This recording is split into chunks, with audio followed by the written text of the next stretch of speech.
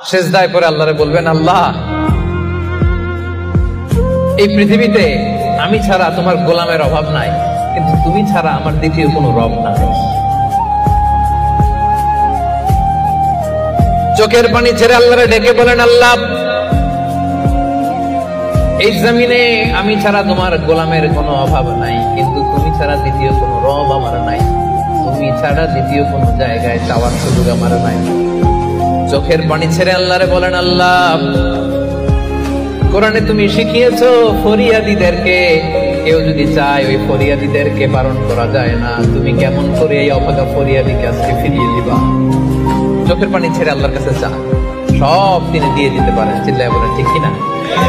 গোটা বিশ্বের সবাই আমাদের যার যা লাগবে সব যদি আল্লাহর কাছে চাই, আল্লাহ যদি সবাইকে সবকিছু দিয়ে দেয়, আল্লাহ বলে আমার ক্ষমতার 1 ইঞ্চিও কমবে না। চিল্লায় বলেন ঠিক কিনা?